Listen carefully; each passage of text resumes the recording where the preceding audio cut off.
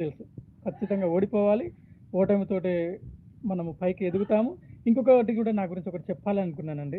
మొన్ననే అనుకున్నాను. ఈ పౌల్ట్రీలో అందరూ బాగా చెప్తున్నారు, బాగా చెప్తున్నారు అన్నారు గదా! నన్ను మా మేనేజరు, సుగుణాల మేనేజరు సతీష్ సారు, "నువ్వసలు పనికే రావు. కోళ్ళని పెంచడం నీకు తెలియనే తెలీదు. నువ్వు పనికే రావు. నీకసలు కోళ్ళ గురించి ఏం తెలీదు. ఒక్క కోడి కూడా పెరగదు. ఒక్క ఫార్మ్ గూడా నీ జీవితంలో మంచి ఫలితాలను ఇయ్యలేవని" చాలా తిట్టేది నన్ను. ఎన్ని నెలలు తిట్లు తిన్నానంటే అన్ని నెలలు తిట్లు తిన్నా. మస్తు తిట్లు తిన్నా.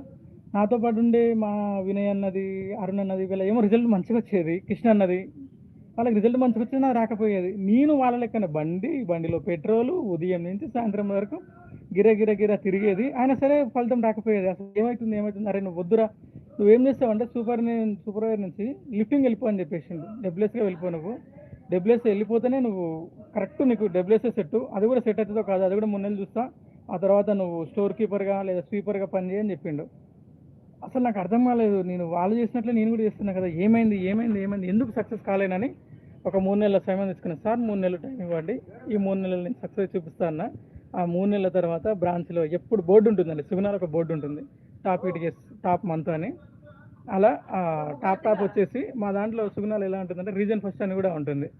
రీజన్ ఫస్ట్ కూడా వచ్చేసాను. తిట్లు తినుకుంటూ లాస్ట్‌లో ఉన్న నేను రీజన్ ఫస్ట్ కూడా వచ్చేసాను.